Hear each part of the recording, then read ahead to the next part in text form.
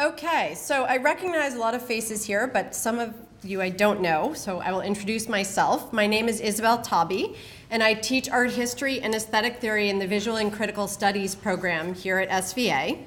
And tonight I'm very pleased to introduce Cara Starke, who is the Director of Exhibitions at Creative Time.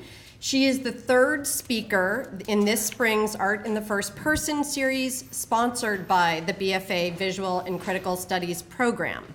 The final speaker of this spring semester will be Saeed Ali Naqvi, who will give a talk on the artist Sada Kane on Monday, April 6th. So that's something to look forward to next month.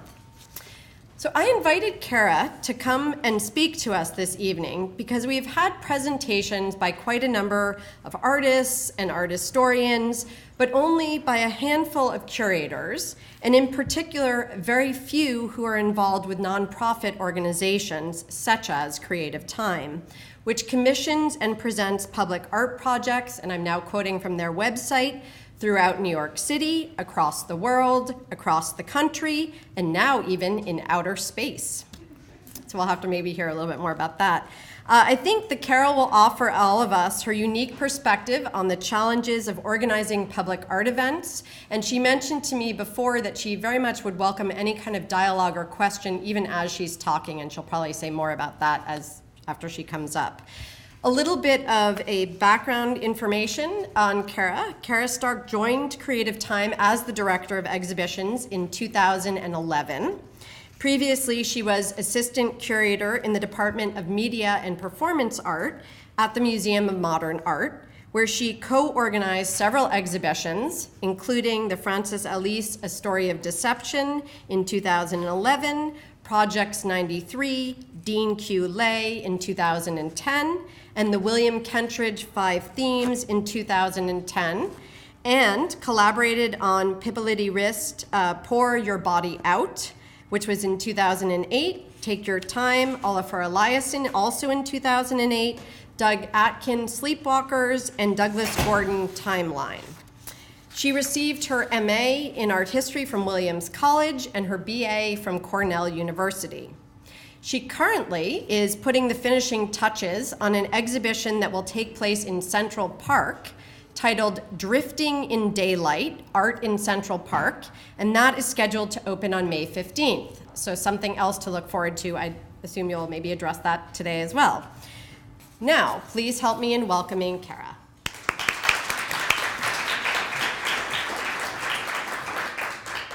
Hello, thanks all for coming. I'm Cara Starke. It's great to be here. As Isabel said, feel free, if you've got questions, I'm open, so you can always feel free to ask, and we'll certainly do some Q&A at the end. So, Creative Time. It's actually been around for 40 years. I don't know how well versed you are in the history, but I was asked to share a bit of the trajectory of the organization. Founded in 1973, and basically there's two fundamental convictions of the organization that we follow. One, we believe artists matter, that they have a really important voice in our society today. And two, we believe that we have the opportunity to provide artists with spaces for bold experimentation, especially in the public realm, which is where we work. Creative Time, as I said, was founded in 1973. The nation was at war. There was a social climate that was changing. It was amidst the distrust of the government, which of course continues to this day, Watergate, Arab oil embargo. And the city was a really different place than we see now. This is an image of the subways covered in graffiti. And the city was also awash in unused spaces. So while certainly you see the decay of a city, was also a moment for artists to take hold of that and to take advantage of unused spaces throughout the city. There was basically a can-do feeling in the air, and it was something that Creative Time began to work with artists to activate these spaces. So here, this is an image from Art on the Beach, which took place in Lower Manhattan in 1975 to 1978 to 1985. It's now Battery Park City, but this is actually landfill that was beach. And it was activated by a series of performances, musicians, and all sorts of artists basically creating temporary works in that space. The organization also started commissioning artists. This is Grand Fury's 1989, Kissing Doesn't Kill, Greed and Indifference Do. And this was on buses all throughout the city. Certainly an iconic image. For me, maybe some of you have seen it in textbooks, but it was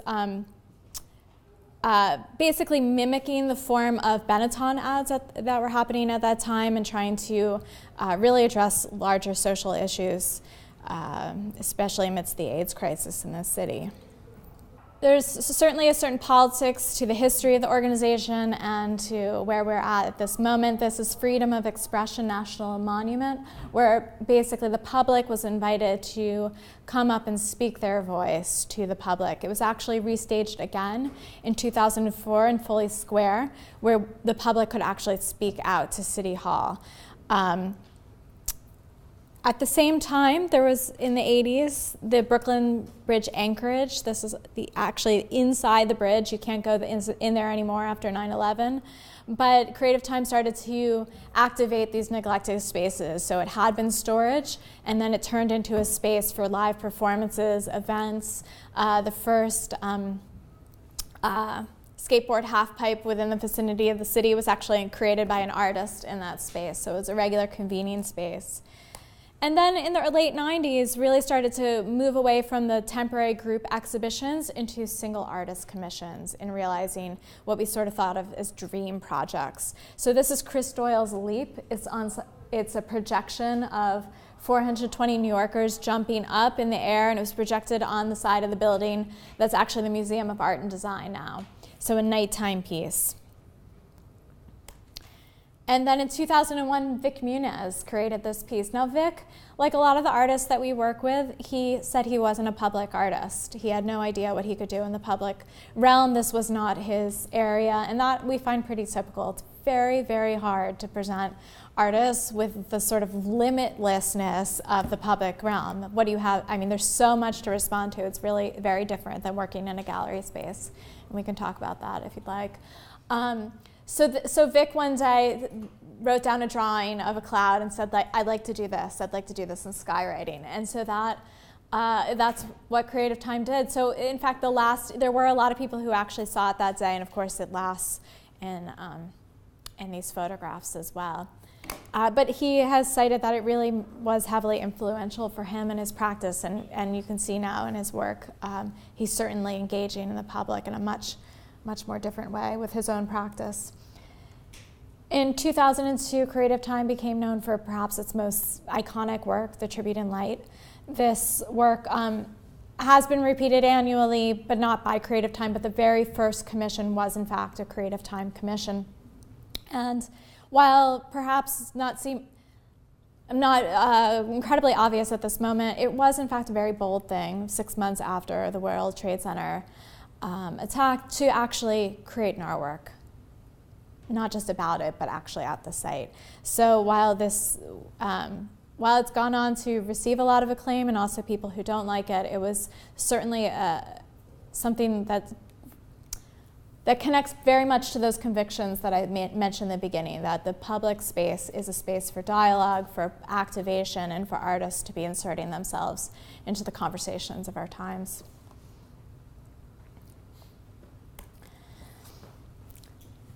This is a rendering of a piece that actually happened just a little while after that by Sai Kuo Chung. So this was, and I'll show you the actual piece right here. This was a halo of fireworks that was supposed to take place over Central Park. It was in 2003 to celebrate the 150th anniversary of the park. And as you'll see, sometimes you can create a rendering, but when you actually work in the public realm and you only do something once, as in the case of this work, you don't necessarily know what's going to happen. And this was an example where what was anticipated didn't exactly happen. First of all, nobody had set off this many fireworks in one place at one time. This was only 2 years after 9/11. And there was a hurricane happening. So in fact, there was a lot of people heard a lot of noise, didn't know what was happening. Half the fireworks didn't quite explode at the same time. it was not exactly what had been imagined or anticipated. When you ask Anne, who was the director at the time, though, she would say, I would absolutely do it again, even though it didn't work the way they thought, because the reality was they took a risk. They went for something, and she was very proud of being able to take that opportunity, and something that still follows us. We look to take risks in public space to get people talking and conversing, and it's very hard to know how things are going to turn out, and they don't always, they never happen the way you actually imagine. This is a piece by Jenny Holzer. Abuse of power comes as no surprise. These were a number of her truisms that were actually placed around the city via light projection. This one was flown over the city in an airplane. And then in 2007, there was a piece that was actually in collaboration with the Museum of Modern Art. So in my own personal history, this is where I sort of came into Creative Times dialogue. This was the Doug Aiken project. It started because Doug wanted to activate Midtown in particular, and the architecture. What would happen if the architecture could communicate, could speak, the people behind those walls? And he ended up creating a film that was actually broken into 7 pieces. That was filmed all over the city, but then projected onto the facade of MoMA at night. I've got a few more images for you. And I, at the time, was working at at MoMA, so I was working on this exhibition from the other end. And this is a great image. You'll see actually the reflections down here. That's because it's raining at that time. And a lot of people asked, well, why would we do this major commission of this artist for January? The day it opened was like it was like this past winter. I mean, it was absurdly cold. And it was a very simple answer. You can't actually project through trees, through leaves. And so you actually have to wait until you can actually mount your projectors in such a way, and the garden is filled with leaves. And so again, working in public space, there's so many different things that one is considering. When we were actually installing this piece, we had all of our projectors up, we had them calibrated, and they had their like the grid pattern at the beginning. And suddenly we looked, and there was this image that one of the neighbors across the street had taken her home video projector and was shooting it across the street onto our artwork as a little bit of a joke. And I mean, it was pretty hilarious, and at the end of the day, had she actually shot it when we had our live images, you wouldn't really be able to see her image because of the brightness and quality of our own. But the sort of unanticipated nature of what you deal with in public space, in this case actually dealing with private space, what you'll notice is that the museum is in fact very dark. That's because all several hundred people who are behind those windows had to work in darkness. Once this started, we went through and every single person had to pull down their blinds and turn down their lights, because when you project onto glass, you need it to be dark on the other side for the image to actually hold. So MoMA had a nightly routine of everyone who was close to any window having to pull down their curtains and turn down their lights. That's a controlled environment, whereas when your neighbor starts projecting on top of your artwork, not as controlled. This is Paul Chan, Waiting for Godot in New Orleans. When Paul went down to New Orleans after Hurricane Katrina, he said that it reminded him of Samuel Beckett's Waiting for Godot. There was a sense of waiting. It was incredible amount of pasture. What you see here is in the lower 9th Ward. Behind these 3 men they're from the Classical Theater of Harlem, is the wall where the levee broke. And this was a community. There were homes. This is now 2 years after Hurricane Katrina, and the homes were not rebuilt. In fact, there was so much complication in the bureaucracy that people basically they couldn't even identify their own plots of land. They couldn't, the rebuild certainly was not happening in this lower 9th Ward. It was one of the poorest neighborhoods and most devastated by the storm. So Paul came to Creative Time or had been in dialogue with Creative Time and wanted to realize a production of Waiting for Godot that would be for the community. And I should mention that all of the projects we do are free and they're meant to be open and available to everyone. So Paul didn't just stage Waiting for Godot, but he actually went down there and he lived there for a long period of time. He taught at universities and Creative Time too. In fact, several of the staff members went down there for significant periods of time because what the organization realized is to really have an ethical practice where you're engaging in space. It's very difficult to do that if you're not actually able to be in dialogue with community, and especially in a place like New Orleans where a lot of the conversation, a lot of the work happens, over dinner at someone's home, through these connections. You can't do that all via phone and email. You have to have personal connections. So it's been one of the struggles in terms of working nationally, internationally. It was less of a struggle working to outer space because you can just send something up there. So Waiting for Godot. This is an image from the play. People said he'd be lucky if 20 people showed up. It was 2 weekends, 3 nights each, I believe, and there were hundreds, I believe there were 800 seats, but people were literally out there waiting, tailgating for a Beckett play. I mean, it was extraordinary. I had the privilege of going down there. I wasn't yet working for the organization, but I did have the privilege of watching it, and it was an incredibly powerful experience. And so what you see here is the same scene, but the levee is lit up, and this is his theater set, which takes place under a tree. That's Wendell Pierce, if you recognize him, The Wire. So one of the things, though, of working in public spaces, you got a lot of input from the community where you're working, and one of the things that was said was, everybody knows the lower ninth. That's what's getting on the national news everywhere, but people aren't talking about all the other communities that were affected.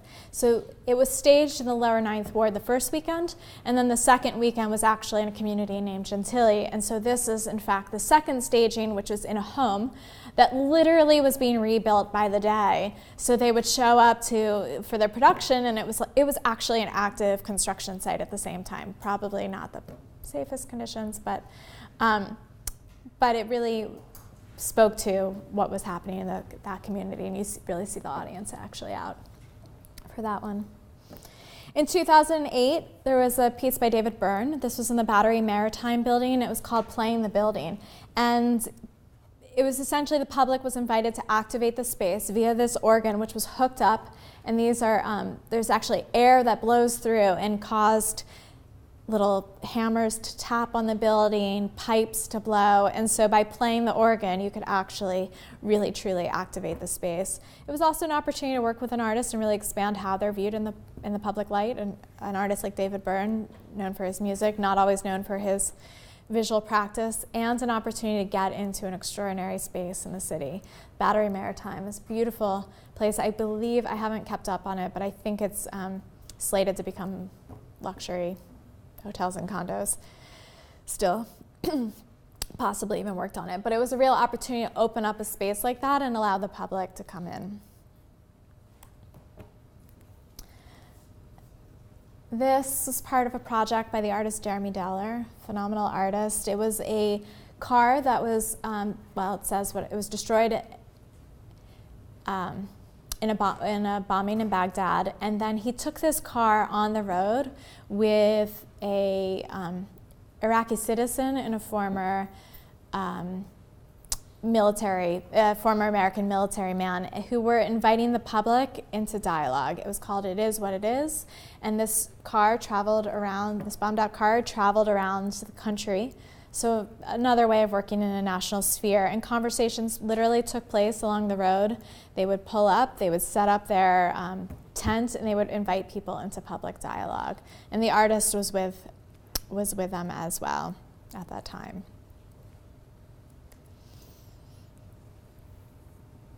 In 2010, Paul Ramirez-Jonas produced A Key to the City. It was this way of activating a lot of spaces through 25 sites throughout the 5 boroughs. What you're looking down on is Times Square. And what the project was premised on was an exchange of a key, which for the 1 month of the project became actually New York City's literal key to the city. It was endorsed by Bloomberg for that 1 month as the key to the city. And these keys opened up spaces throughout the city. Some were private spaces that you wouldn't have been able to get access to.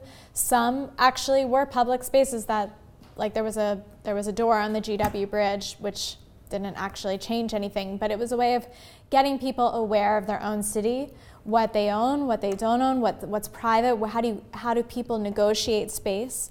And a lot happened that emerged from it. He was very interested in this being not just you received your key, but actually it was an exchange. So if you came with someone, you actually would bestow the key on the other person you're with, or somebody else on the line if you came by yourself. And so it was a shared process, and a lot of things happened. There was a lamppost that you could kind of get access to the bottom of that people started to exchange notes in. It became like a very public process as part of it, in addition to shedding light on how we negotiate our way through the city. And more recently, Immigrant Movement International, which is an ongoing project. Creative Time was involved in the first year of it. This was a piece by Tanya Bruguera. She originally came to Creative Time with the idea of creating a political party for immigrants. But of course, creating a political party is exactly what a nonprofit cannot do.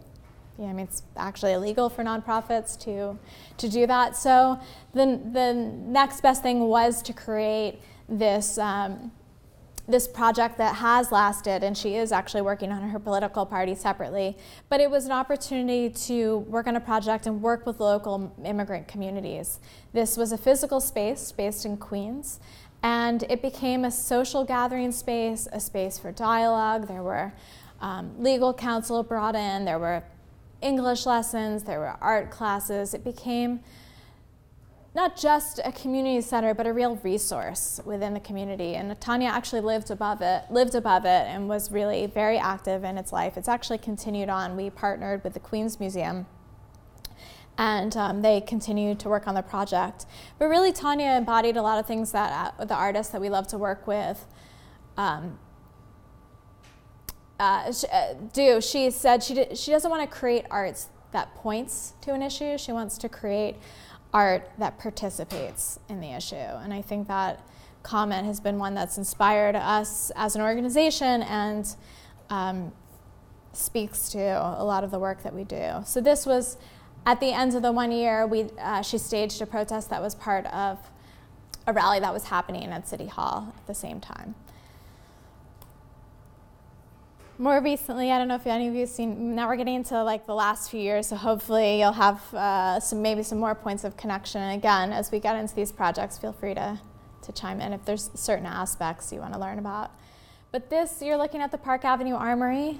Amazing, amazing space in the city. If you haven't been, it's worth going to anything they do there. It's always pretty phenomenal. It's just the space alone. We invited the artist Tom Sachs to create his Mission to Mars, where basically Tom Sachs is known for hand making all of these extraordinary works, and he basically recreated Mars in the Park Avenue Armory. He would actually said it was Mars, not just a recreation. But his team essentially lived there, they ate there, they slept there, they worked out there, they analyzed systems, they actually excavated into the floor of Mars and found life on Mars. And it became not just a sculptural installation, but an active performance that was happening throughout the entirety of the show. And Isabel mentioned that we sent an artwork into outer space. This was the first project I worked on at Creative Time. When I arrived in 2011, my first thing I had to do was figure out how to get an artwork into outer space. It's perhaps why I love what I do. I like the challenge. I like that I've never have never delved into the subject and will probably never get to use it again. But during that time, we worked with the artist Trevor Paglin, and he had a piece called The Last Pictures. And it was a series of 100 images. You can find all of them, and there's a great book of them, but you can also find them online. And he was interested in the fact that long after the Earth gets swallowed by the sun, the things that will remain in outer space will be the Earth's longest living artifacts. So what he wanted to do was create an artwork that was going to outlive us all. And so what we did is we actually he worked at MIT in working on materials so that we were able to fabricate this extraordinary disc, which actually got attached to a satellite that got launched into this geosynchronous orbit. So the geosynchronous orbit is the place where all of your cell phone towers, your satellite, or television satellites, and also all of the spy technology is located, because it's just at the right distance away from the Earth that it always remains constant in terms of its location. So it can always point to the same location. So we were able to attach to a television satellite that was going up, which was very lucky, truthfully. Organizationally, we could have never afforded to send something into outer space. You actually have to find people who fall in love with your projects that make it a reality. And miracle of miracles, one day our director was giving a talk, and she, at the end of it, just happened to mention, or not maybe deliberately mentioned, if anybody knew anybody who was connected to anyone working in outer space, let her know. And one guy was like, yeah, my cousin, his father founded EchoStar, which is Dish Network, basically Dish Network. So, and that guy fell in love with the project, and they, early on, I was talking to scientists, and they didn't really take us that seriously. I don't think they recognized that we were like so game on. They were like, okay, well, in 8 weeks, you have to have the whole thing fabricated and ready, because it has to undergo a year of testing to get onto the satellite. We're like, okay, 8 weeks, we're doing this. And within 8 weeks, they had it delivered, and they're like, oh, okay, now we have to figure out how we're going to attach this to our satellite. Anyway, that was launched in 2012, EchoStar 16, and it's going to remain out there. It will be probably Creative Time's longest lasting project. So this is an image of the silicone disc on which those images are embedded. And this is an image of the other side of the disc. This is a star chart.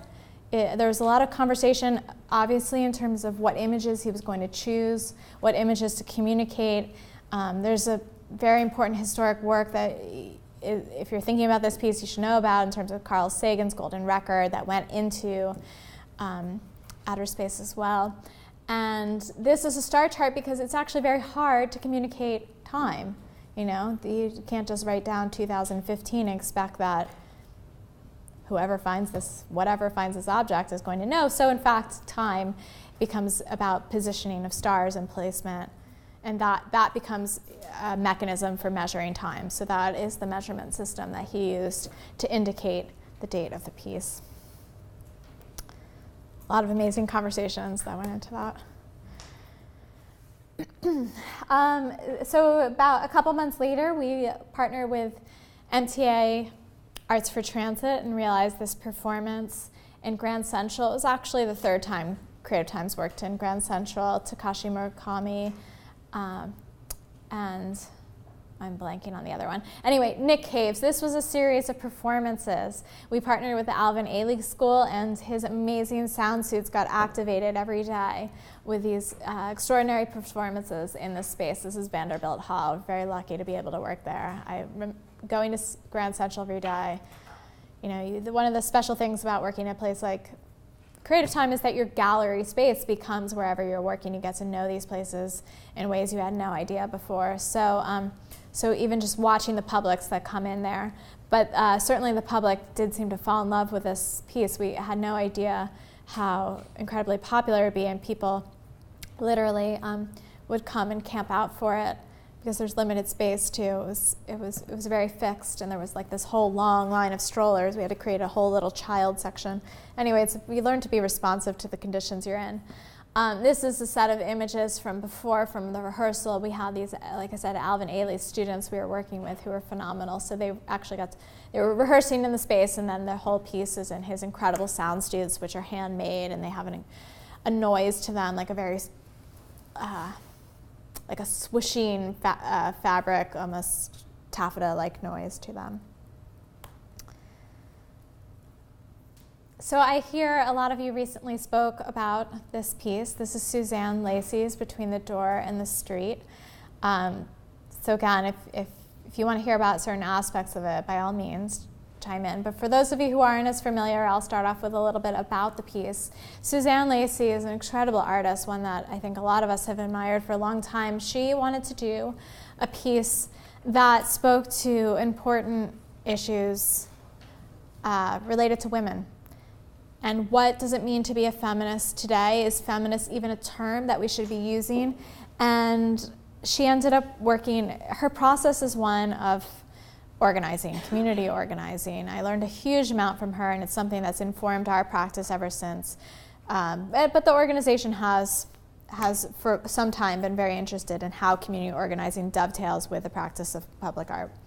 So she wound up connecting to over 400 women and men who were in dialogue on a street in Brooklyn. We actually, so our organization got permission from all of the homeowners of this one particular block in Brooklyn. But to even get to that block, just so you understand the logistics of what we do, I sent a team of people out on bicycles through Brooklyn. She had a vision for a block that had incredible stoops.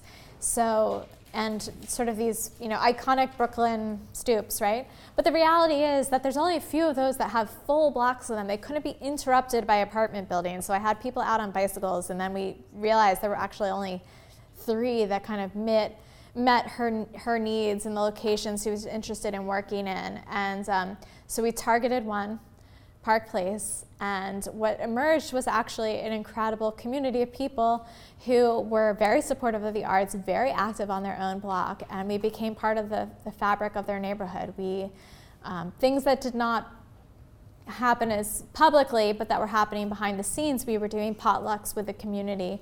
We connected with over 80 organizations, and those were the people who brought in all of the people who were in dialogue on that day. And we were doing a lot of advanced communication with them, finding out what do they want to talk about. These were unscripted dialogues. They were opportunities for people to have conversations and to have them publicly. There are downsides of having 400-something people in conversation on one block. It can be hard to hear. And so there are a lot of logistical things that we learned in the process. It's kind of like mini theater, but when you don't want to put people on the stage, quite literally, how do you create it in such an environment that's both open to the public without becoming overly theatrical? So it was a very overt decision not to mic people, not to amp it, but one that was limiting for some people, but also you see other people kind of got real close and really into the dialogues, usually not breaking that fourth wall, if you will, but after the performance, the dialogue portion of the performance ended, and they went through 3 different conversations during their time. They themselves determined the conversations they wanted to have, but there were sort of guidelines that in terms of the timing, and the artist was watching from above and really like a director making sure, okay, the conversation's going to switch at this moment. So after the conclusion of it, all of the speakers and the public were invited into the middle of the block where we hosted everyone with, I think it was apple cider and donuts. It was fall. It was really quite beautiful, I have to say, when we were out on the block. Other logistical things you never think about, like how to clear a whole block of cars. And we had done that, and we were literally sweeping the streets, cleaning up all the leaves, cleaning up all the debris. And there were 2 B&Bs on that block that we were actually, Suzanne would stay in all the time.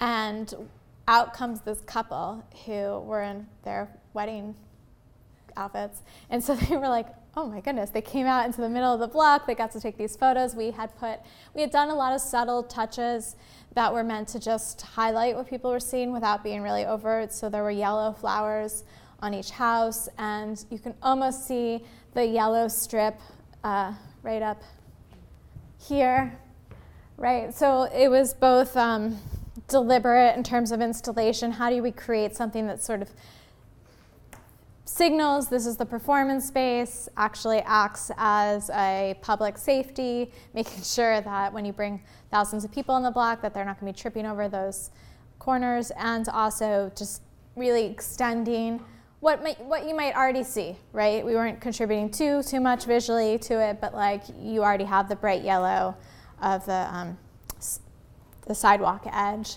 and the yellow flowers of fall, and then of course the yellow scarves that they wore was how she tied them together. So these were some of the women in dialogue, and it's been really interesting. A lot of the women actually or organizations continue to connect. A lot of people are trying to find ways of how do you create a project that sustains beyond you, which is tough for an organization like ours. We are fairly small and we do about 2 main projects a year. I should have said this up front, but we do 2 or 3 major commissions a year. And while we continue our connections and our organization builds upon them and the relationships we make, it's very hard to kind of keep maintaining. We have to keep moving forward in order to be able to realize the next artist project. So we often try to set things up so that our partners, and everywhere we go, we do partner, that our partners have the opportunity to continue the dialogue. So more recently, did all of you see the show, Kara Walker, Domino Sugar Factory? Maybe? None of you saw it? Okay. A few of you saw it? Maybe you saw it in the papers? Yeah? Okay. This was really special opportunity. This project took about a year to come together. The reality of our projects is that we'd love a long period of time to realize artist dreams, and sometimes that's the case.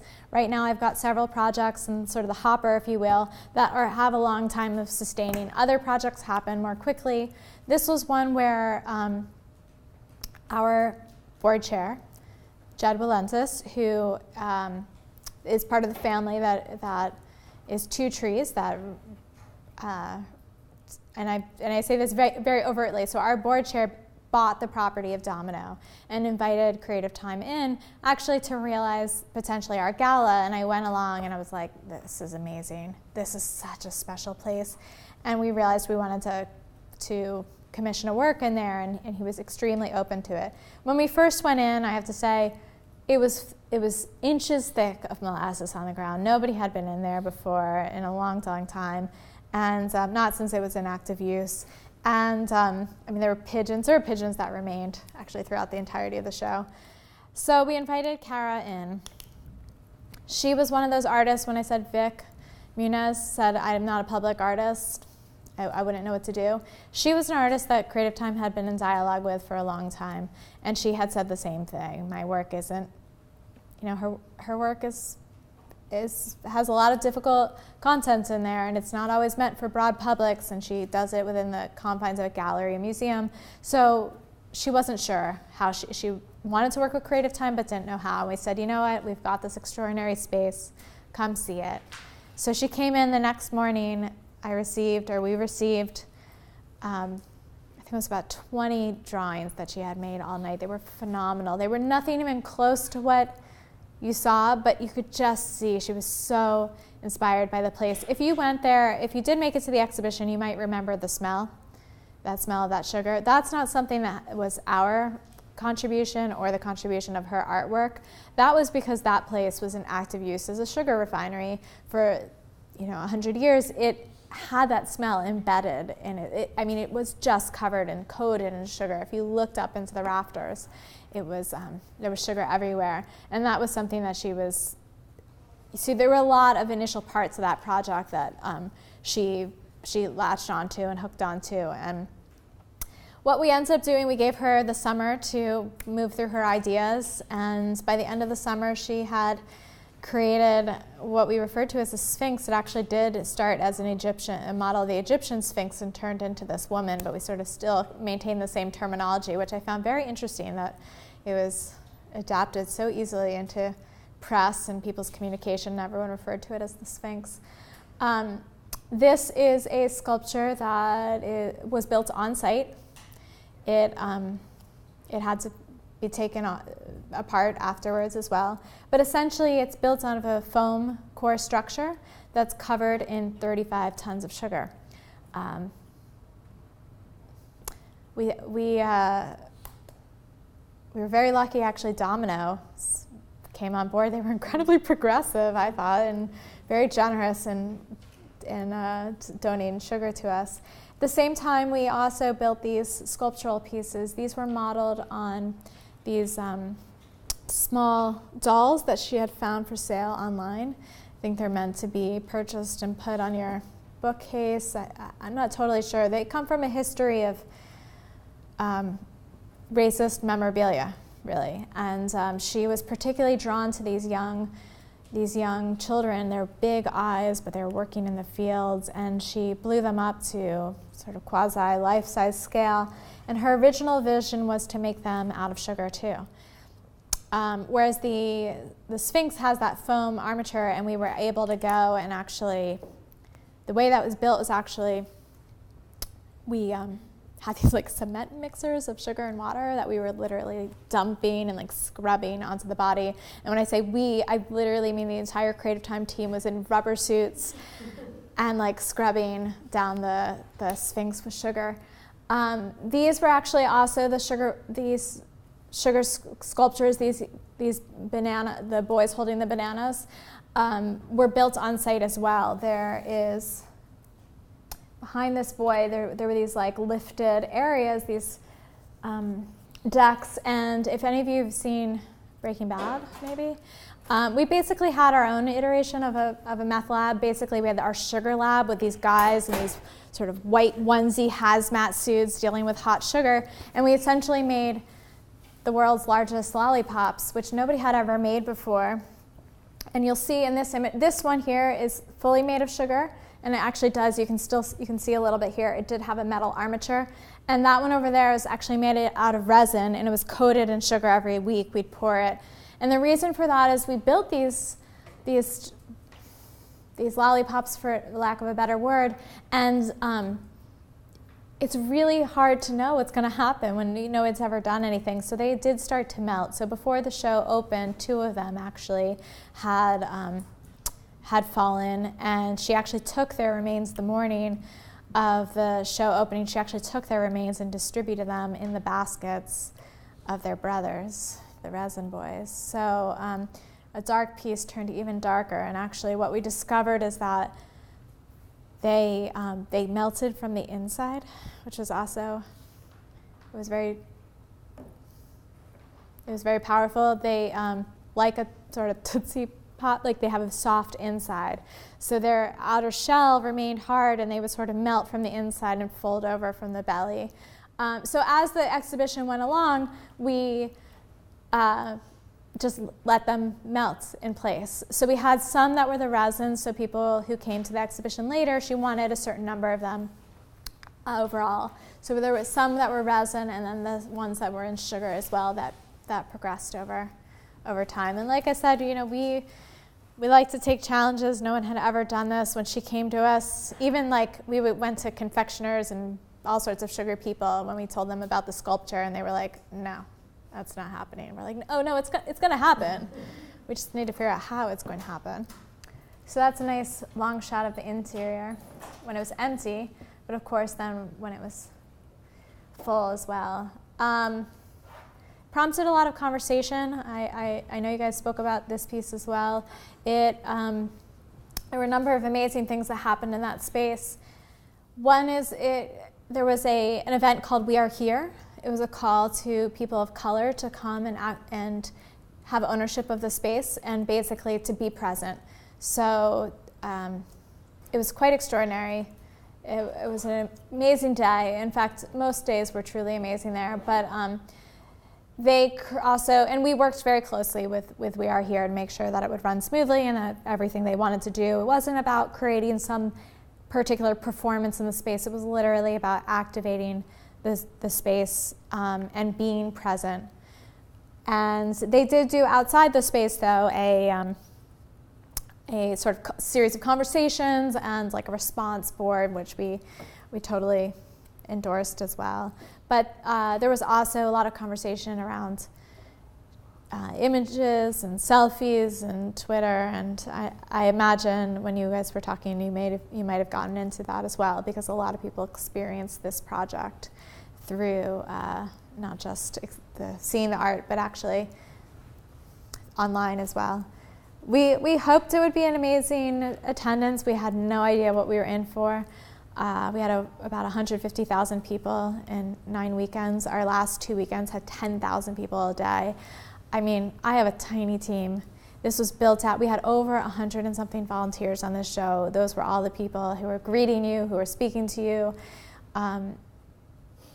When I said that Suzanne Lacey and her practice of hiring community organizing influenced us, we actually did hire an organizer that worked on this show as well. And while you may not directly see how it influenced the work, in fact, it had great influence. We worked in the community, we got to know people. One of the volunteers was named Robert Sheldon. He actually worked in the factory. And he came and volunteered for us every Saturday and spoke about his experience. Actually, he became a cover article in the New York Times, which was pretty incredible if you want to read about him. So the work that we were doing behind the scenes occasionally also becomes visible to the public, but it's the process that we go through. This is the project that followed, was in partnership with the Weeksville Heritage Center, an extraordinary space that exists in Brooklyn. Weeksville is one of the original first Black communities in New York. Basically, in order to have the right to vote, you had to be male and you had to own property. And this very bright man named James Weeks bought a very large piece of property and created an intentional community and basically sold off plots so that he could create a community of land owning. Like a free Black community that had the opportunity to vote as well. So we were very much influenced by this site as a site of self-determination and commissioned 4 different installations that were both in the site as well as in the local community. Zenobia Bailey created an installation that was working within one of the houses and basically working with the Boys and Girls High School to fashion furniture and design in an attempt at self-determination and creating a space of recycled and owned material. Bradford Young worked with a local church to tell a story of African diaspora, and it was installed at this extraordinary school that was, again, in this abandoned spot that we had a fleeting opportunity to populate.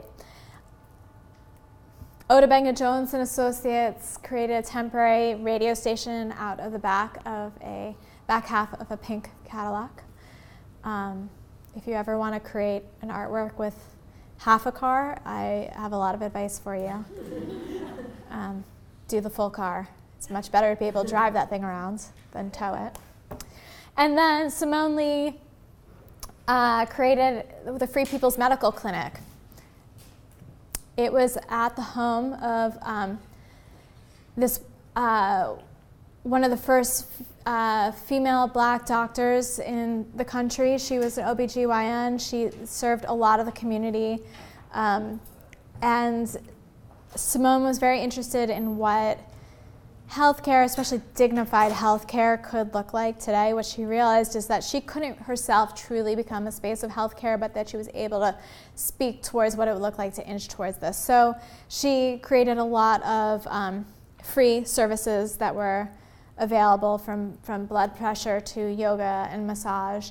And basically the community could come and take classes, see a doctor, speak to nurses on call. It was a beautiful installation one that saw a lot of active use as well. And as part of it, we created a series of public programs, anything from food programs to dialogue to the entire church coming out for Bradford's film screening in the upper right-hand corner, where I think it was the first time a Creative Time Commission has received a blessing. So that was a really beautiful moment, but a lot of community work was going into it and resulting in an extraordinary process, which leads us to where we're headed now. We are about to go into Central Park. I feel incredibly lucky. This is, when I talk about the different gallery spaces I have around the city, I mean, Central Park, wow. When we first started this project, here's Central Park. When we first started it, my co-curator and I were like, we are going to tackle the whole park. Well, you know what? That park is really big, really big. We realized that would be a 12-hour exhibition, and we didn't think that was going to work. So we walked around the park, and we became really interested in the north end of the park. If any of you know about Olmsted and Vox, the designers of the park, really, really extraordinary, rich history, and the park Olmsted called the park a work of landscape art. And the realities of actually working there and being sensitive both to his vision and the extraordinary amount of attendance and sensitivities to our partner, the Parks Department, was very real. So it's resulted in a project that's heavily performance-based, that's very temporary, very light touches, things that are responsive to the landscape and that take inspiration in how we actually engage with civic spaces like parks, that how do we actually activate these spaces and how do they come to be. So we're focusing above the reservoir, so on the top quarter or third of the park. And we'll have 8 artist commissions. Only a couple of them have been announced, so I only chose a few to talk about because I honestly couldn't remember which have been shared publicly or not. So this piece is Ragnar Kjartansson's SS Hangover. The north end of the park. How many of you guys have actually been? North End? Oh, all of you? Awesome. All right, almost all of you? Okay, because I've asked this question to people and I couldn't believe how many people had not actually been to the North End. But it's a very different feel up there. But actually, in terms of its audience numbers, it gets really different numbers and you sort of feel that rawness that was part of the original vision. When you walk around the middle or the south end, there's a lot of like low barriers preventing you from going onto the grass, etc. But in the North End, it's still pretty open. A lot of the landscape from the south end also exists in the north end, but in a different way. So like the Ramble exists as the North Woods, the boating pond equates with the Harlem Mere. So he repeated a lot of the motifs. I should also just mention that Central Park is a completely man-made, or not completely, a mostly man-made environment. The only thing that exists are these rocky outcroppings are original, but everything else is truly a created community. It was actually one of New York's, it's really one of the first examples of eminent domain because in fact there were people living in that area of the city before the park was created. But a beautiful thing that they did do, and it was really intended as a park for the people and Adirondacks for the everyday person. So taking that to heart, this is a piece by Ragnar Kjartansson. It was actually installed as part of the last Venice Biennial. And it's a series of 6 musicians and a boat captain. This is actually a rendering. I hesitate ever from showing renderings, but when you saw that Saiko Chung one, you know why. But I felt pretty comfortable with sticking a boat in the water of the mirror for you to get a sense of it. But the musicians are playing this one incredibly beautiful melodic dark piece over and over, and they'll be going in a loop around this very small island that's in the Harlem Mere. They'll be the only boat up in the lake, whereas in the boating lake down below there's obviously tons. Spencer Finch is going to be creating a piece called Sunset Central Park. Actually on Wednesday he's going to go paint the sunset from the roof of the Met. And then he will take his painting and he's going to translate it into ice cream colors. And we are literally, I just purchased an ice cream truck last week. And we are going to turn it into a solar-powered ice cream truck. And so the power of the sun will be driving the energy of the soft serve machine and serving free ice cream in the colors of a Central Park sunset. And here's another example. Like I said, there's 8 commissions. I only threw in slides for 3. But this is going to be a piece by David Levine called Private Moment, where he will be reinserting into the landscape of Central Park film scenes from iconic movies that were filmed in Central Park, and he'll be replacing them into their original locations. This was a piece where he and I have spoken at great length because I worried that people would suddenly think that they could see their favorite movie over and over. And the reality is what he's doing, which I think is brilliant, is he's actually, these are very subtle things that will happen in the landscape, and they will be on sort of loops, if you will. Everything in the show has to be happening during the entire hours of our show, so it's not just one performance, but it'll be continuing.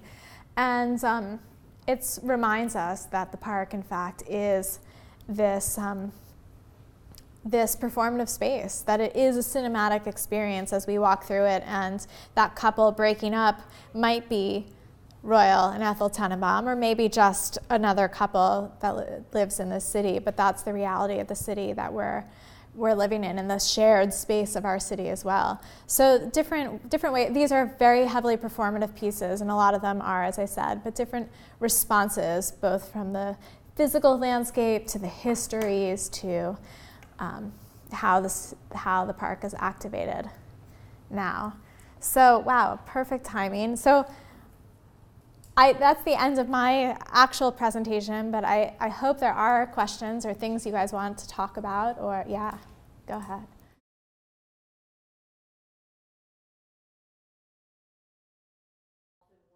Okay, well, I will try to answer that as concisely as possible, and you let me know if you want to know more. But basically, every project we do is new. You're always trying to figure it out. You're always trying to realize new work. It's part of what drives us. But yes, it is also, when I made that transition from MoMA to Creative Time, everyone was like, how can you possibly go from a place where everything was inside to outside? I said, it's all about relationship building. You have to build your relationships on the inside of an institution, and ours is working within the public space. And when we do that, we try to go in sensitively and with intention. So there is a lot of conversation, a lot of relationship building that goes into it. And when you have no walls, you actually have to rely on both those relationships, but also your reputation. If I did anything on any project that undermined somebody in the past, that's going to only come to haunt me. And so we work really, really hard to maintain our relationships and make sure we're incredible collaborators and partners. And it may seem sort of silly or light, but like that is the fundamental thing to us, and it's not, I don't take that lightly at all. Really making sure that you've got partners and are keeping that communication and everyone in the loop, in the know, on board is really important as part of the process. An example to what you were sort of talking about, well, 2 examples. Nick Cave, doing that in Grand Central. Turns out we were partnering with MTA Arts for Transit, but that space was actually owned, it's the building of Grand Central, but operated by Metro North. I mean, when I got into a room with these guys, it was like a whole bureaucracy. I just let them converse until, I could come in the end and try to listen to what everyone was saying and bring them all together. Similarly, I have a project that hasn't been announced part of Central Park, but it has to do with the lampposts in the North End. And when I presented it to the Parks Department and Central Park Conservancy, who are our partners, and they're 2 distinct but connected entities, they were like, we love the project, but we don't control the lampposts. That's DOT. I was like, all right, no problem. So I called up DOT, and luckily we have a long-term relationship, and I had just met with them a few months ago, not because we had a project, but simply to keep continuing building our relationships. And so they were really into it, and we're having conversations now with DOT. And let me tell you, the Parks Department was excited about it because they were like, look, they've got some plans that we would love. So when you're doing your negotiations, will you get that information out of DOT? So I'm now working, even though Parks had said to me, you can't do it, it's DOT. When I said, no problem, I'll go to them directly, they were like, oh, great. Can you help us out with this other thing with them too? So it's complicated, it's really messy. Sometimes you don't really know how you're gonna get it done, like putting that artwork in outer space. Or sometimes you do know, it's DOT, but the reality is when we touch those lampposts, the Parks Department painted them not long ago. They wanna make sure their paint doesn't chip. the street is closed between certain hours. There's so many different variables that one has to contend with. When we are dealing with Spencer Finch's ice cream truck, I'm dealing with the Department of Health, because this has got to be actually like a restaurant we're opening, so we have to get it up to code. So yeah, my day-to-day, there are 5 departments at Creative Time. There's the executive department, the executive team, if you will, the director, deputy director, and director of operations. There's our marketing and communications department, deals with all of the press and collateral. There's the development department that deals with fundraising. There's the global department, which is the Creative Time Summit, and Creative Time Reports, which are 2 distinct entities, but they are connected in that one department. And then there's my department, which is the programming department. So coming out of a museum, we're essentially the curatorial department, the exhibition design department, the education department, the visitor services and site staff and public engagement, and the community organizing. So if you wrap all of that together into 5 people, that's what you wind up with, those people who are dealing with the artists, dealing with the public space, dealing with the site, and negotiating that complicated territory. I don't know if that, I could go on about logistics all day, because frankly, that's.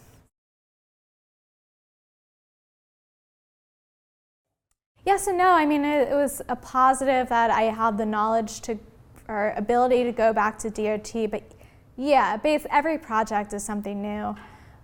We're working with the artist Phil Collins on a project that he wants to realize in prison.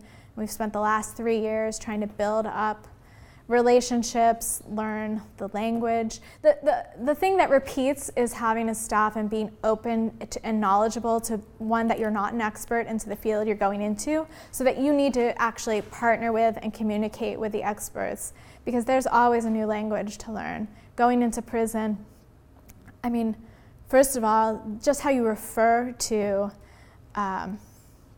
prison or inmate, whether or not you call them an inmate, a prisoner, or someone on the inside, has implications for how you're positioning yourself.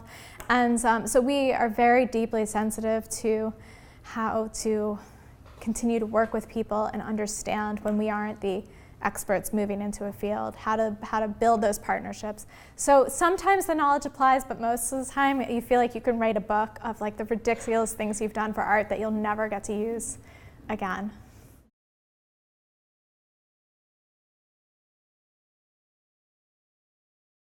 We do definitely reinvent the wheel.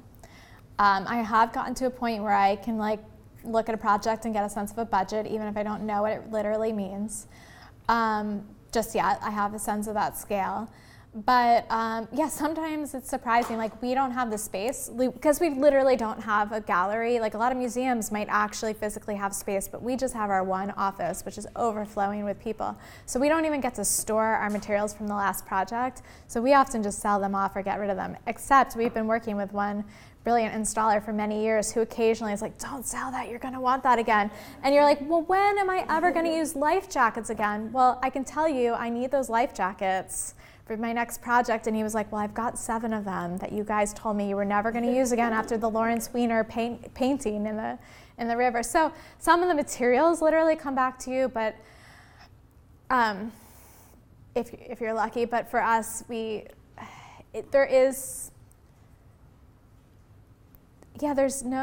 not even one way that we realize a project. People ask a lot, how do you get to your project? And I think there's a few different ways. Sometimes artists come to us with a full vision, the way Paul Chan did, knowing he wanted to realize Waiting for Godot in New Orleans. And then it was about figuring out the site and figuring out how that was going to work. Sometimes a site comes to you, like Central Park or MTA Arts for Transit with Grand Central, and then it's about citing the artist there. And occasionally it's been these group shows as well, which is a different concept altogether, commissioning in the context of group shows. And there's a lot of exhibitions I didn't speak to, like Plot 09 on Governor's Island and other Livingness Forum and other major exhibitions that have been done by the organization. So there's not even one direct way that we realize our work. The reality is what we keep consistent is adhering to our mission. I mean, it sounds silly, but we go back to that all the time. Are we providing opportunity for artists? Are we being, helping to shift the dialogue? Are we contributing to our community? And then we ask a lot of questions each time with each project that are more about fundamental issues we're addressing rather than just those logistics. Because at the end of the day, you can just hire myself, my team, or an outside person if we need it, like a logistics master. We can figure that out. But are we able? What's the vision of the project? Do we believe in it? And how are we gonna do that?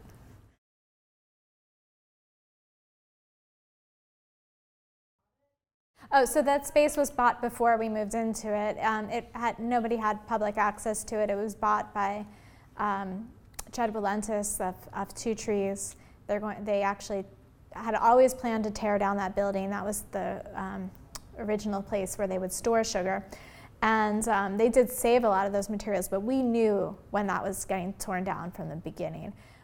So it was serendipitous that it was literally our board chair. It was an opportunity that we couldn't pass up despite any reservations. And so it was literally because of a site visit that he opened up the space for a few of us one day, and we just begged him and he was open to it. And they did do a lot. They're also very well known for working with artists and being supportive, give a lot of space to artists in Dumbo, et cetera. So they were doing like community garden spaces across the street in another space. No other major exhibition was done in that site, though. It was only our show. But it was because that was purchased property, and then we had access to it for a finite period of time. There were other artists that we spoke to as well. But it was really clear that was just a powerful space for her and her ideas, and it was very clear very quickly. So we did invite a few other artists, and it can, you never know and it didn't turn out to be as generative for other artists. There was a moment where we thought maybe we could have this for a long period of time and do several artist exhibitions. Turned out not to be the case because once we realized the scale of production on Cara's show and what we could do, and we knew the finite closing date, it wasn't going to be a possibility. But we did actually consider a few artists. We also considered a few artists for Grand Central as well when we were approached about that space. And I should say Central Park, I've had so many dialogues happening. It's really hard to know when you're working and commissioning work what's actually going to happen. So we have 8 artists in the show, but I certainly had more than 8 conversations happening.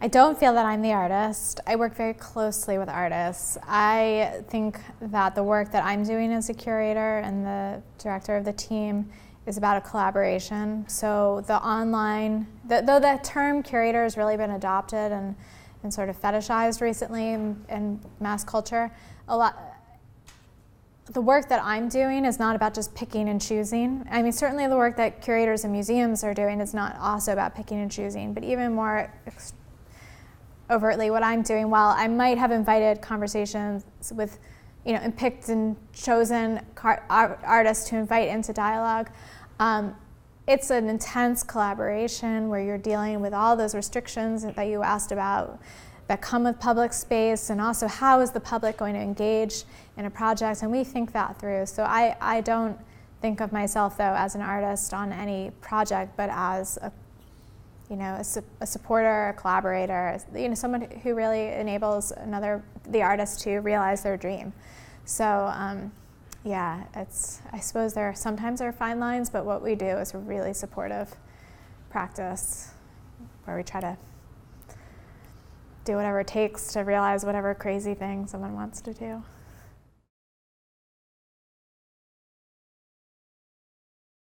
We put a lot of thought into it.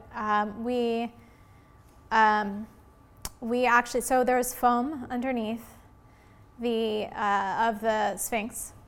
The majority of that architecture was actually foam. There was a few inches of sugar on top, but we actually had all that foam recycled back to the original company that we purchased it from. They were willing to take it back and recycle it into theirs. But in order to do that, we actually had to strip the sugar off the outside. So we did a major cleaning process to do that.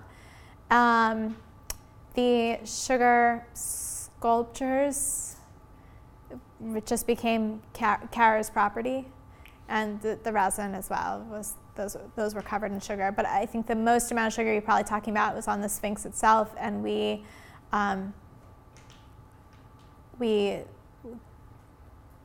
essentially recycled the inside of it. The outside, there's not much you could. First, you have to cut it apart to do that, to clean it off, and there's not much you can't serve that to people in coffee.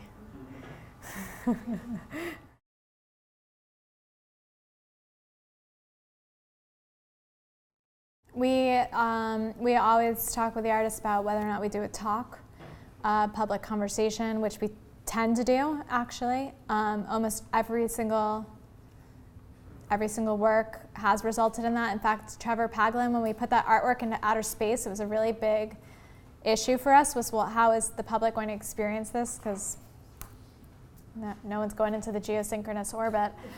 So we ended up doing this free public conversation in Bryant Park with Werner Herzog and Trevor Paglen.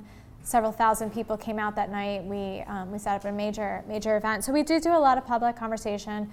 We've also moved away from a volunteer-based system to hired site staff. So this is a good opportunity for me to plug that, because we are going to be hiring people for Central Park. We did it for Black Radical Brooklyn, and we're going to do it again for Central Park. And for me, it's really important as we build up. Creative Time doesn't have an education department. As I said, it sort of it falls within my department, and it's something that I'm trying to build, is how we communicate and deal with the public, being able to speak through the exhibitions, the site, our partners. I mean, such layered content out there. So we've begun actually hiring our teams so that we can train them and bring them into the fold on that. So if any of you are interested, you should certainly just get in touch, because we are going to be hiring staff for Central Park.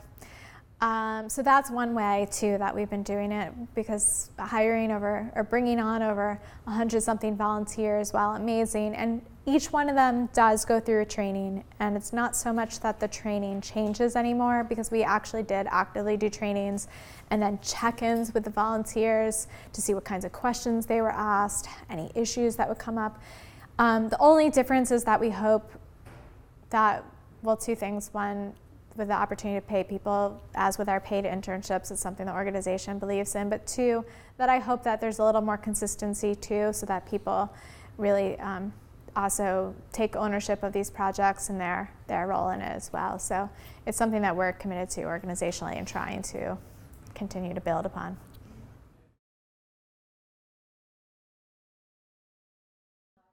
No, it was inside of the factory. Now, if you think about that factory, that used to store, in fact, can I go back to it?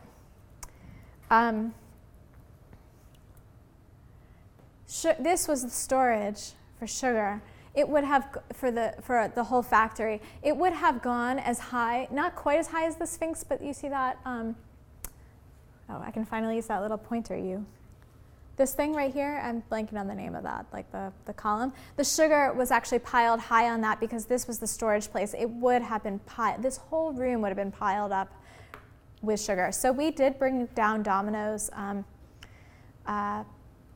what do you call it, exterminator, to check out the site. And he was like, you have a minor ant problem, some pigeons. They did have some raccoons at some point, but those had been gotten rid of before we ever got there. So in fact, the amount of sugar that we were contributing to the space was kind of negligible, and the amount that was actually being processed by that, when it was in fact a plant. And so everyone was like, how come we didn't have rats? I'm like, I don't know. Why didn't they have rats before? Nobody knows why they didn't have rats, but we were really grateful that we did not have rats. But yeah, those are sort of the things I don't speak to it, but we bring in the exterminator. That's part of the art conversation as well. So, yeah. All right, well, thank you guys. I really appreciate it. On Pippoliti Wrist, Pour Your Body Out, which was in 2008. Take Your Time, Olafur Eliasson, also in 2008. Doug Atkin, Sleepwalkers, and Douglas Gordon, Timeline. She received her MA in art history from Williams College and her BA from Cornell University. She currently is putting the finishing touches on an exhibition that will take place in Central Park titled Drifting in Daylight, Art in Central Park, and that is scheduled to open on May 15th. So something else to look forward to. I assume you'll maybe address that today as well. Now, please help me in welcoming Cara.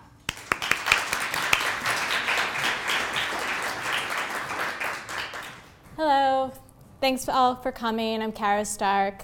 It's great to be here. As Isabel said, feel free, if you've got questions, I'm open, so you can always feel free to ask, and we'll certainly do some Q&A at the end.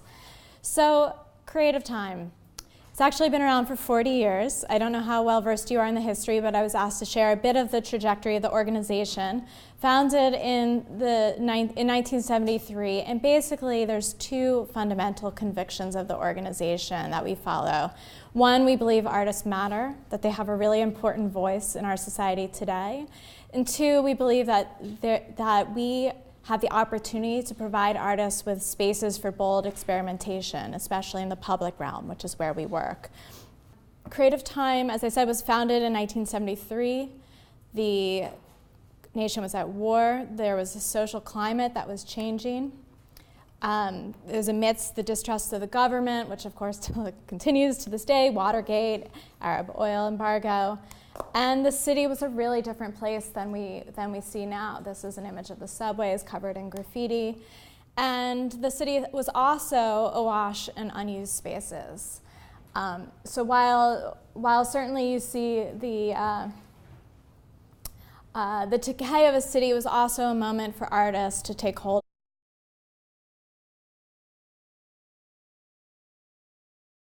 Okay, so I recognize a lot of faces here, but some of you I don't know, so I will introduce myself. My name is Isabel Tabi, and I teach art history and aesthetic theory in the Visual and Critical Studies program here at SVA. And tonight I'm very pleased to introduce Cara Starke, who is the Director of Exhibitions at Creative Time. She is the third speaker in this spring's Art in the First Person series, sponsored by the BFA Visual and Critical Studies program. The final speaker of this spring semester will be Saeed Ali Naqvi, who will give a talk on the artist Sada Kane on Monday, April 6th. So that's something to look forward to next month. So I invited Cara to come and speak to us this evening because we've had presentations by quite a number of artists and art historians, but only by a handful of curators, and in particular, very few who are involved with nonprofit organizations such as Creative Time, which commissions and presents public art projects, and I'm now quoting from their website, throughout New York City, across the world, across the country, and now even in outer space. So we'll have to maybe hear a little bit more about that. I think that Cara will offer all of us her unique perspective on the challenges of organizing public art events. And she mentioned to me before that she very much would welcome any kind of dialogue or question even as she's talking, and she'll probably say more about that after she comes up. A little bit of a background information on Cara. Cara Starke joined Creative Time as the Director of Exhibitions in 2011.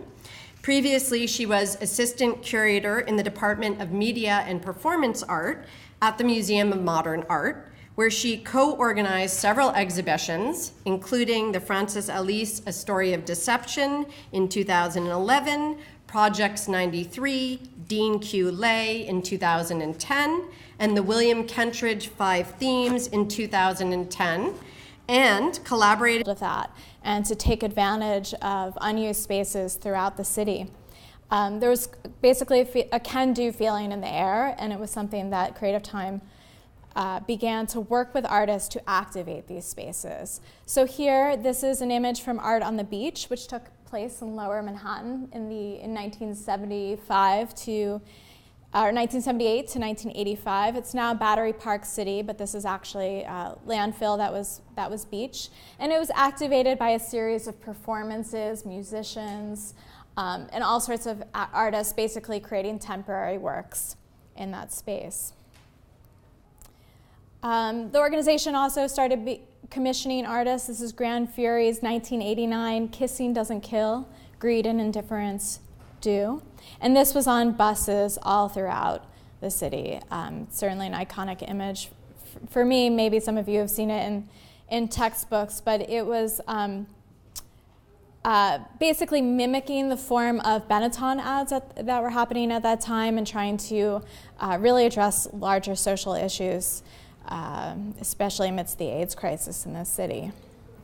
There's certainly a certain politics to the history of the organization and to where we're at this moment. This is Freedom of Expression National Monument, where basically the public was invited to come up and speak their voice to the public. It was actually restaged again in 2004 in Foley Square, where the public could actually speak out to City Hall. At the same time, there was, in the 80s, the Brooklyn Bridge anchorage. This is actually inside the bridge. You can't go in there anymore after 9/11. But Creative Time started to activate these neglected spaces. So it had been storage, and then it turned into a space for live performances, events. The first skateboard half-pipe within the vicinity of the city was actually created by an artist in that space. So it was a regular convening space. And then in the late 90s, really started to move away from the into the conversations of our times.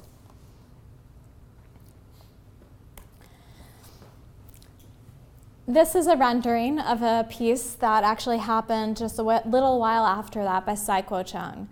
So this was, and I'll show you the actual piece right here. This was a halo of fireworks that was supposed to take place over Central Park. It was in 2003 to celebrate the 150th anniversary of the park. And as you'll see, sometimes you can create a rendering, but when you actually work in the public realm and you only do something once, as in the case of this work, you don't necessarily know what's going to happen. And this was an example where what was anticipated didn't exactly happen. First of all, nobody had set off this many fireworks in one place at one time. This was only 2 years after 9/11, and there was a hurricane happening. So in fact, there was a lot of people heard a lot of noise, didn't know what was happening. Half the fireworks didn't quite explode at the same time.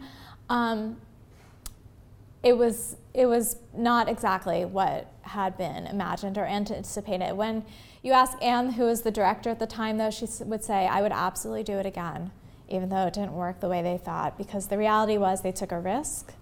They went for something, and she was very proud of being able to take that opportunity, and something that still follows us. We look to take risks in public space to get people talking and conversing, and it's very hard to know how things are going to turn out, and they don't always. They never happen the way you actually imagine. This is a piece by Jenny Holzer, Abuse of Power Comes as No Surprise. These were a number of her truisms that were actually placed around the city via light projection. This one was flown over the city in an airplane. And then in 2007, there was a piece that was actually in collaboration with the Museum of Modern Art. So in my own personal temporary group exhibitions into single artist commissions in realizing what we sort of thought of as dream projects. So this is Chris Doyle's Leap. It's a projection of 420 New Yorkers jumping up in the air, and it was projected on the side of the building that's actually the Museum of Art and Design now. So a nighttime piece. And then in 2001, Vic Muniz created this piece. Now Vic, like a lot of the artists that we work with, he said he wasn't a public artist. He had no idea what he could do in the public realm. This was not his area, and that we find pretty typical. It's very, very hard to present artists with the sort of limitlessness of the public realm. What do you have? I mean, there's so much to respond to. It's really very different than working in a gallery space. And we can talk about that if you'd like. So Vic one day wrote down a drawing of a cloud and said, like, I'd like to do this. I'd like to do this in skywriting. And so that's what Creative Time did. So in fact, there were a lot of people who actually saw it that day, and of course it lasts in these photographs as well. But he has cited that it really was heavily influential for him in his practice, and you can see now in his work, he's certainly engaging in the public in a much more different way with his own practice. In 2002, Creative Time became known for perhaps its most iconic work, The Tribute in Light. This work has been repeated annually, but not by Creative Time, but the very first commission was in fact a Creative Time commission. And while perhaps not incredibly obvious at this moment, it was in fact a very bold thing 6 months after the World Trade Center attack to actually create an artwork. Not just about it, but actually at the site. So while it's gone on to receive a lot of acclaim and also people who don't like it, it was certainly something that connects very much to those convictions that I mentioned in the beginning, that the public space is a space for dialogue, for activation, and for artists to be inserting themselves.